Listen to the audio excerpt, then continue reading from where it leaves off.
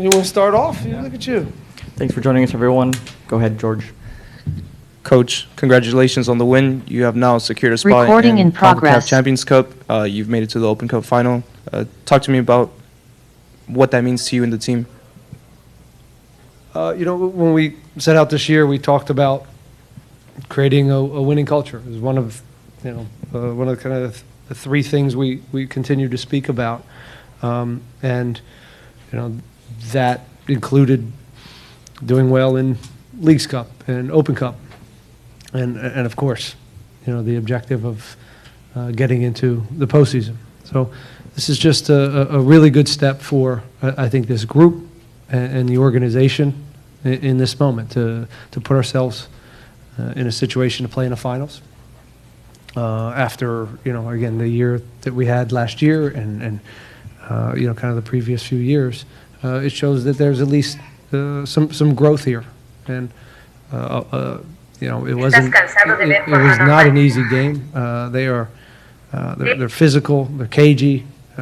Pablo's a very good coach, and it's a good team, and they have a lot of weapons. And I thought for most of the night we played at a high level and created a bunch of opportunities, plenty of shots to win that game.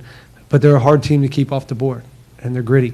So they found their goal, and it was a little bit of a blow for us.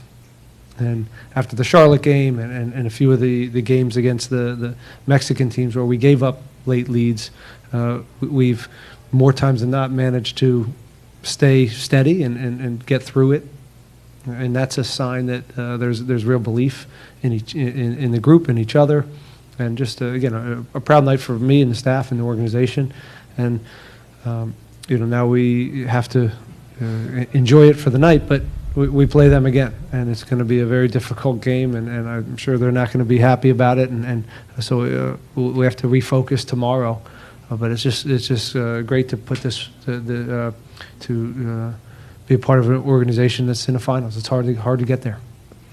And then talk to us about how you play against such an aggressive team like them tonight. How the team hustles for one another. It was collective. It had to be collective. And we're at home. We feel good at home, and it was at times it was some of the best soccer we've played all year, and that's really encouraging. And it would have been nice to get the second, third when we have those opportunities, but we didn't, and we found a way. It wasn't in regular time, and guys were gassed. To go back to back, some of these guys, a guy like Coco. The energy levels that he had, and Nelson Quinones had a very good game, and him and Coco stand out. Artur obviously did an unbelievable job of locking things down and securing the ball.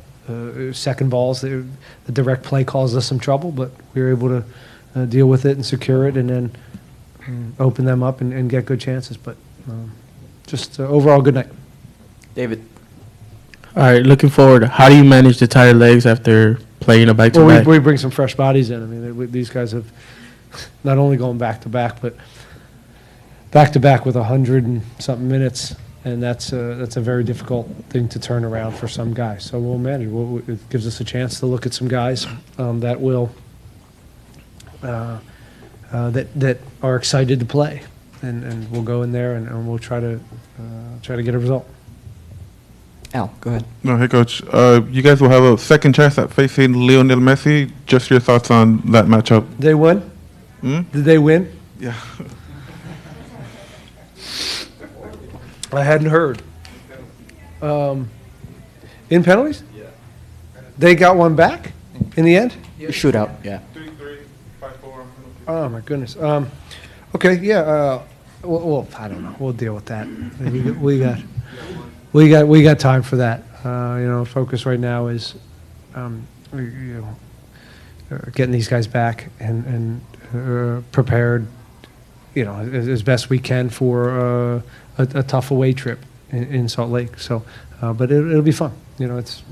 It does add a little bit something, and the fact that Miami's resurgence and kind of the hoopla around this team.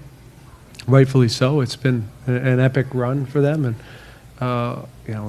we would love to be the team that stops the train, but it's going to be it'll be a tough match. Jesus. Coach, when RSO scored, did you think, here we go again? Another mistake causes the lead to go away? No, it wasn't a here we go again. I mean,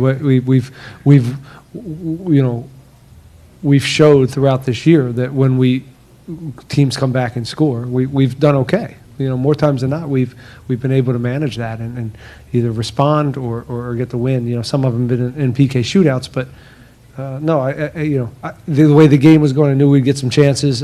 Momentum did shift there for a second, but the way it happened, it was at a run of play, and we had the right numbers in the box. But again, they're a scrappy team. They got good players, a high level. They've really upgraded in the summer, and to keep them off the board right now is very, very difficult. When Hector exited the game, Coco sort of stepped up. Is that what you thought would happen, that he would step up? I wish coaching worked like that. Bring him out and then Coco would go score a goal. No. Hector was cramping, and you could see it was, I pushed those guys physically to a point, right to the edge. And things were going, I could have made some earlier subs, but we were playing very well, and we were breaking lines, and we were still getting chances, and we still had the right cover for the most part. But at some point, he's played some real minutes over the last two, and the subs did a very good job. I thought Luis, obviously the goal, but he came in and solidified some things in there, really dealt with some transition moments, and still kind of played forward and broke lines and gave us some attack. And for him to score the goal is always it's nice to see a guy like that score goals. After Sunday's high-scoring game, how proud are you to see that the team carry that offensive momentum into this game? Granted, it took them a while to score after the first goal, but had 30 shots for the whole game. Yeah, again, just a good offensive night for us as far as getting to the box and getting looks. But if we have to see those games out and make sure that it is 2-3. We reward ourselves for those opportunities, and the other night we did that. We weren't as efficient tonight in front of the net as we were, but that happens in soccer, and you have to see it out in different ways. Coach, Roger. So one of the main critics from after Leagues Cup was that MLS has weak defensive players or weak defensive line on most teams. Obviously, Dynamo, that's not the case with the Houston Dynamo. How do you feel, or what do you think of those types of critics when they generalize with MLS regarding a certain position? Those are stemming mostly from kind of Messi coming in and doing what he's doing. Is that pretty much from Leagues Cup? Basically, the critic was that MLS teams in general have a bad defense and that they focus more on the offense. I don't know. I don't put a lot of stock in that. I mean, if you look at the results in the League Cup, I don't want to get into MLS versus Liga MX, but I think the MLS fared pretty well, both defensively and offensively. So I'm not going to get into those. Right. My next question is: you brought in Ibrahim Aliyu in the second half, and he had a few missed chances. How do you work with him to keep that confidence level up? He does a lot of good things. And he's just not, he's not scoring goals in the way he wants to or we want to. It happens with forwards. But we had 30 shots. He didn't have all the 30 shots, did he?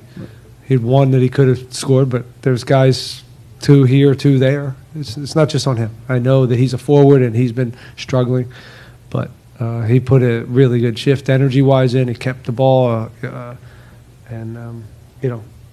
he contributed to that win, and he did a good job. But he didn't score a goal. And we just keep working with him. We put him in front of net at training, and he keeps.